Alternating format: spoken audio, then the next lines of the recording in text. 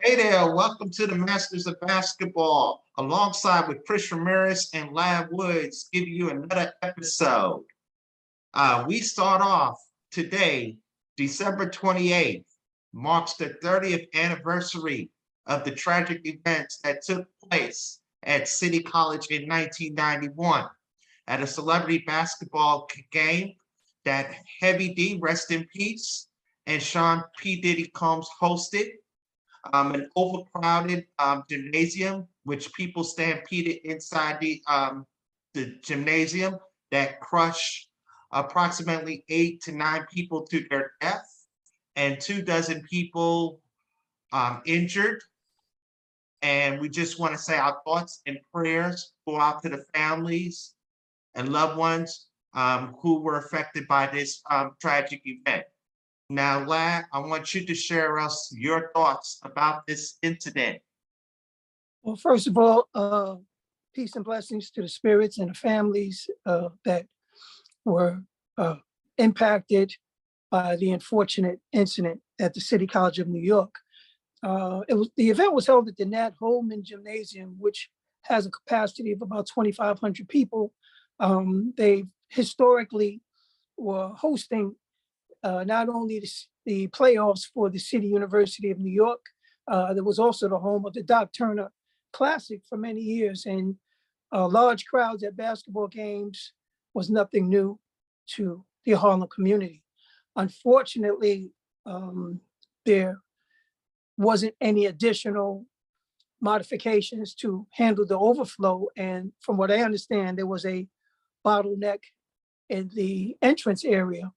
And from what I also understand, that some of the doors, instead of opening into the gymnasium, the doors opened facing the foyer, which meaning once the crowd pushed and were trapped in that area at the bottom of the staircase, there was no way to get those doors opened. And it was a very, very unfortunate incident in the Harlem community, and there is a commemorative plaque. And I know a number of years ago, there was a number of candlelight vigils, and I'm not sure if that still continues, but blessings to the families involved, the young adults that lost their lives, and the families. Was a tragic accident, and just really during the holiday season, I'm glad we were able to take a moment to reflect on the blessings, and God bless those spirits. Definitely, Lahh. It was just really one of the tragic events. It affected just the whole community, and just even at the university. This whole tragic had a lot of publicity, not just only in the city but worldwide. And just a very unfortunate thing for people to lose their lives going to an event which people were very passionate about. And Right. through the grace of God that, P. Diddy and Heavy D, rest in peace, they were able to have a great stellar career in the artist and the rap game, and also becoming great artists and able to have that legacy there built for numerous of years. And right now, just this whole thing, they could have been, their reputation could have been really bad right there just for this incident. Well, their reputations were impacted, and people to this day still talk about that incident and the responsibility of the promoters, because it is an immense responsibility hosting events with crowds of 2,000 to 3,000 people, and it's a very, very, very large undertaking, and it's a very large responsibility to make sure that we have safe zones, safe events where people can come in and enjoy the holiday season, enjoy the basketball and athletics and entertainment that are so abundant in our community. And hopefully, the bar has been raised in regards to safety and crowd control, and not having people in dangerous situations. I think, I don't have all the details, but I believe there was some lawsuits that were involved at that time. I'm And I'm sure not there. sure how they were resolved, but it was one of those really unfortunate incidents that took place in the Harlem community. And as I mentioned, there is a commemorative plaque on the Convent Avenue side of the building, of the gymnasium building. And there's a commemorative plaque. And I believe the names or some of the names of the deceased are on that. So Okay. God bless. God bless them too. And just understanding that not just these that incident, what happened, it affected a lot of big events there because the Doc Turner tournament has the potentials to be one of the best tournaments, not only in the city, but it was going to be one of the best events in the country. It was up and coming. The crowds were really great. It was a great event. All the best teams in the city, and they had a couple of teams out of New York City to participate in these events. And it was a great event that Harlem Week and the rest of the community put together. It was exciting to go to. 12 teams, and they had to cancel their event the next day. They were going to have the championships, and it was the third day, and they had to cancel it. After that, it just was never the same. I don't know where it went after City College and where they hosted the event. I never had the answers, but another event that really affected us, and I was part of that too, is the Pro-Am League. And Right. the NBA Pro-Am League was a hot spot there too for the summers. And every June through August, we had games there twice a week, seeing NBA players coming there. That was a downfall, and they had to move to another facility because it took some time for the Nat Holman gym to be rented out. Now, I know it took them years to recover from that, but God bless those who lost their lives, and God bless the families. And I'm glad the City College gym is being rented out again, but we don't see the big events. Quote me if I'm wrong there, but we still have they still have events there. Slowly but surely, it will come around in the future. Well, the interesting thing is Each One Teach One has sort of picked up the mantle in regards to producing a holiday classic. And they're dealing with a number of the local high school teams. And I think initially they were going to be at Roberto Clemente or Riverbank State Parks, which are in that same general vicinity. And I'll have some information next week because I believe their event has been postponed due to COVID protocols. And what they're going to do is, I believe it's going to be rescheduled for Easter. And I think they've got at least 4 to 8 different teams, high school teams. So they're trying to bring that energy back. They're trying to bring those showcases back. Because for a lot of people in our community, this is maybe one of the last times that they get to see some of these outstanding community members, talent players, because once you go to college, you're gone. Some people don't really, return, or they have restrictions in regards to the events that the young man and young woman cannot play in during the off season. So a lot of those young adults in the high school years, this may be some of the last opportunities that the community gets to see some of the outstanding talent that the community has produced. Indeed, indeed. And definitely we would like to see this on the rise again. New York City basketball in Harlem is really needed. So we're definitely going to cross our fingers and definitely resurrect New York City basketball, especially in the Harlem community. I agree. Yes. So we're going to move on to we want to remember the players and contributors for New York City basketball who passed away this year in 2021. Since this is going to be our last show for 2021, we want to remember those who passed away this year, and especially one that really passed away, a very well familiar person, Mr. Tom Konchalski, alongside with Ernie Morris, who is very well known in the Harlem community, a very supporter of the Rucker and also a lot of the events there in Harlem. That's correct. Yes, and also Eric Mobley, who played for Salesian, class of '89. He played on that Gaucho team along with Kenny Anderson, Conrad McRae, McNasty, rest in peace. He played with David Kane, a whole lot of top players there. He was a McDonald's All-American, played at Pitt, also played in the NBA for a short period of time. Yes. Also, Ronnie Williams, and he played at prep school in Wisconsin. He's from Queensbridge. Played with the St. Rita's team, CYO. He played at the University of Florida, was the all-time leading scorer at one point, and he was all SEC. He played there from 80, I want to say in the 80s, in the mid 80s.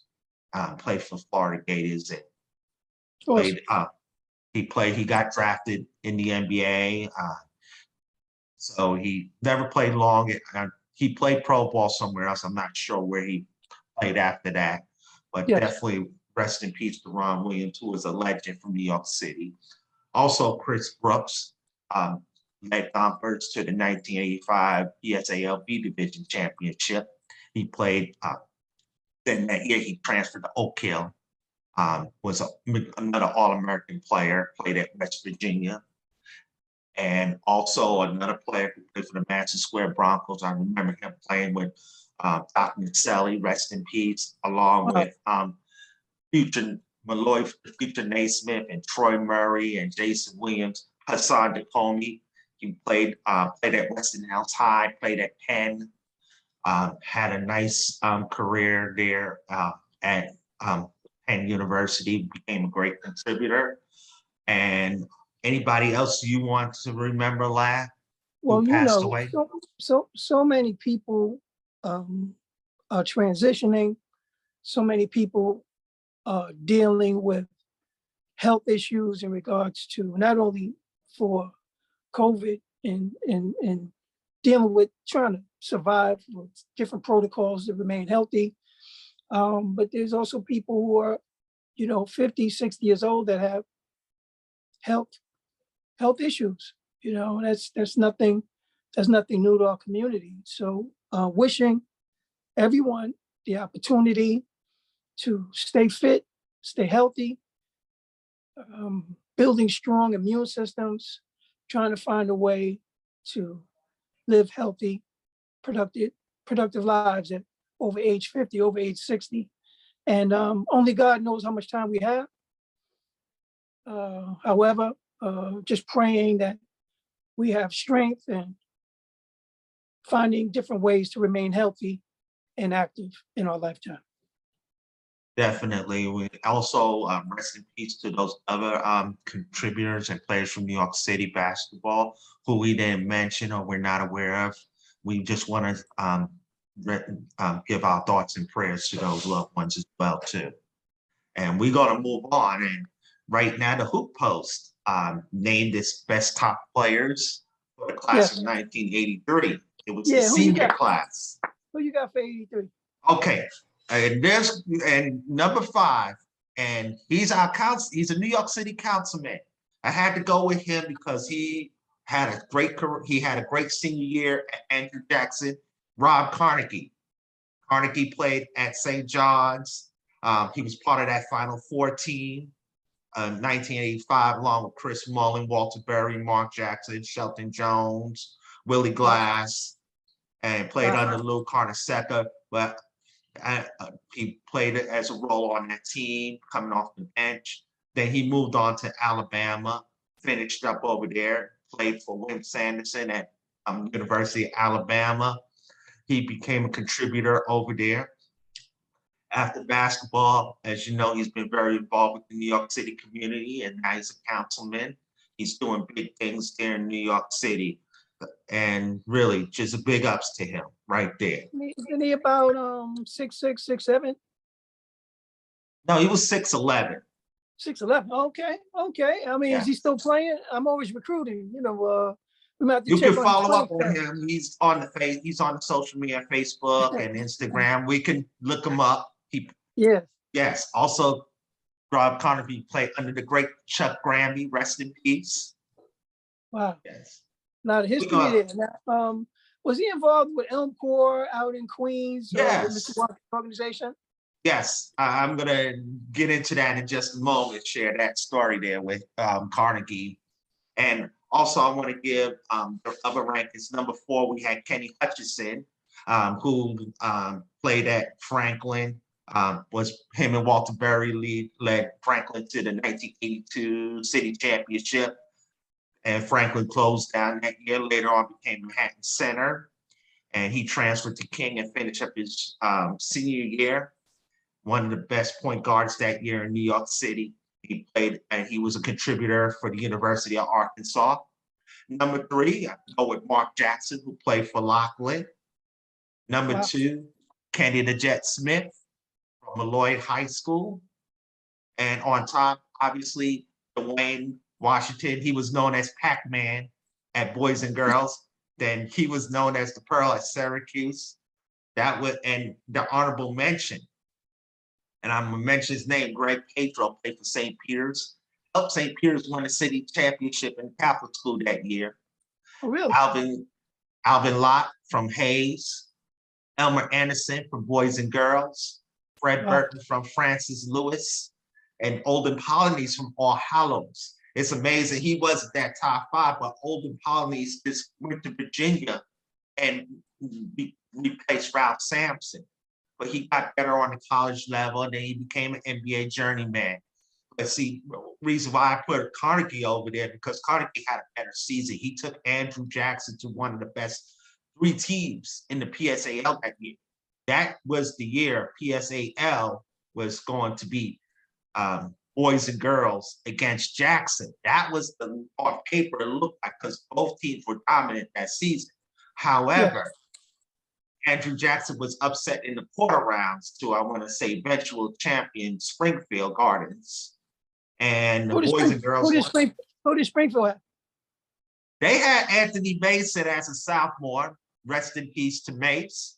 They had another guy named Richie Anderson, and Norm Roberts, who was the head coach at St. John's for a short stint. Currently, the assistant coach at Kansas. Norm Roberts, went to Queens College and played ball. He coached there before he went to St. John's, became a head coach.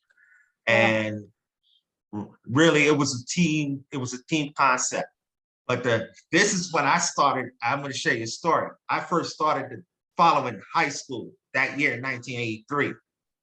And I was reading more on Dwayne Washington on Pearl. And I was watching him, and I saw him play at the Gold and Silver Classic at St. John's, along with Rob Carnegie. And I remember him going on a trip with us to Washington, D.C. We went to play the best players from D.C. at Georgetown University. And we had a few players from East Elmhurst, from Elm Court, Eric Brooks. We had another guy, Gene Benito. A few, and I remember was part of that team. Who coached that Elm Court team? Jim Bostic. Rest in peace. Yes, Jim Bostic. He was mentor a lot of ball players out there in Jamaica, Queens. Wait a minute, which Jim Bostic? Not Jim Bostic from up in Yonkers. No, Joe Bostic. He was involved with in Jamaica. Oh, Joe Bostic. Yeah, I'm sorry, Joe Bostic. Rest in peace. Oh, okay. Now, I'm thinking of Jim out in Westchester. Gotcha. Yeah, I get it mixed up. So excuse That's me, all right. You're doing great, Chris. You're doing fantastic. Your memories are amazing. Yes, I remember that they went to DC. We played against the DC team at the McDonough Arena, the old McDonough Arena at Georgetown University. Wow. And Patrick Ewing and John Thompson was in attendance. Wow. Yeah, so it was a good trip there. Spend the day down there in DC. Also, going back to this class of '83, that's why I started first following high school basketball. And I remember Alexander Hamilton. And Ray Haskins got me on this. I thought this was an upset. I didn't give that team a chance. And I wrote something about that. Ray Haskins came back to me and said, how could that be an upset? And we were the top 10 team in the country. And I didn't realize how Alexander Hamilton was a top 10. And I can understand they had Ed Bug-Eye Babbitt, who transferred the next year to Boys and Girls and played at Kentucky and played with the Bullets. Rest in peace, Bug-Eye. Also, they had another guy named Gerald Green, who was on that team. He transferred to Westinghouse, played at Seton Hall, was part of the 1989 Final Four team. Wow. So they really got their, Alexander Hamilton did a number on Boys and Girls. They dominated that game. Elmer Anderson, Pearl Washington, they shut them down that day, and they pulled the upset and advanced to the finals. And Yes. later on that day, Springfield beat Stevenson. And they both, Springfield defeated Alexander Hamilton in the city championship the next week. But I knew the Catholic school championship, Greg Pedro and St. Peter's won in '83. I never really was too familiar with that.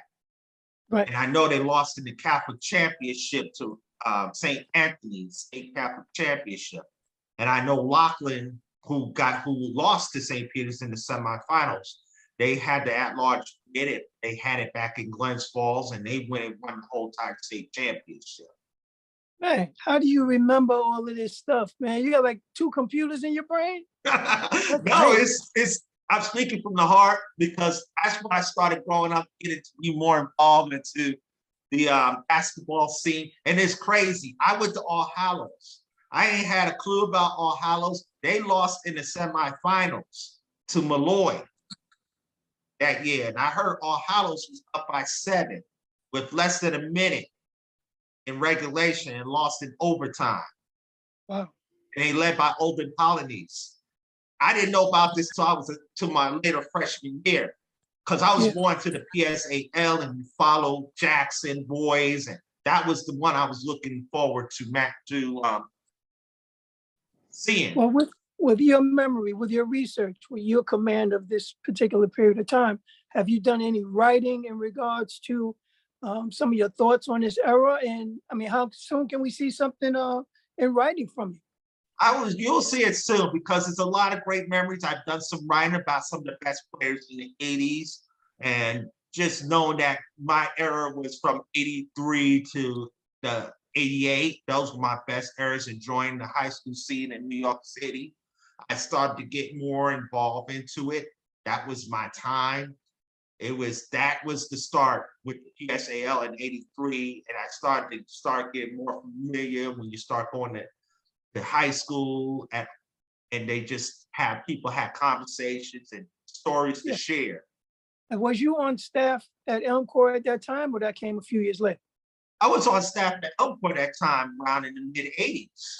Wow. So I get to see a lot of talent coming along in the 80s too, which play another part of that. Well, we only got a couple minutes left, but please update our viewers on Elmcor and Mr. Watkins and his impact in that era in regards to that golden era of New York City hoops, high school hoops.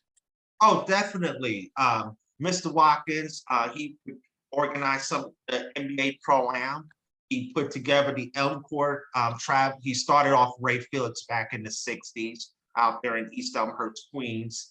He helped to mentor a lot of the people out there in the East Elmhurst, Queensbridge area. He became a big impact. He helped the NBA, very involved with the NBA Pro-Am, giving the referees a springboard to the NBA, like the likes of Ronnie Nunn. And you talk about Mike Henderson, and I can list a whole lot of people there that he has helped develop. And Mr. Watkins started the NBA Pro-Am League. Speaking of City College, we had the Harlem Week annual tournaments there, jam-packed NBA players. We was always looking forward to seeing the likes of Mark Jackson, Chris Mullin, Walter Berry coming there. Then you had a lot of people from different parts of the world. The NBA was really big, was very big into the Pro-Am. I could go on and on. We had, yes, Frank Hodges came and played. I remember that. Wow. Coming in. And also, Mr. Watkins always had a team. in the fall, he take a team to play against the Sunny Hill All-Stars out in Philadelphia. All right now. Yes, we're gonna talk. We're gonna have a show on that more. This is gonna be a lot coming on, but this was something I enjoyed to reminisce about. Oh yes, you're doing a great job. You're doing a fantastic job. Your memory is amazing. I appreciate that. I appreciate it. So we're gonna wrap it up here. That's gonna end our show. We'd like to thank you for tuning in. Make sure you click on the subscribe button for our upcoming shows. Make sure you follow us on Instagram and Twitter at The Hoop Post. And also at Front Course Masters at Instagram. We'll see you next time. Peace. Peace.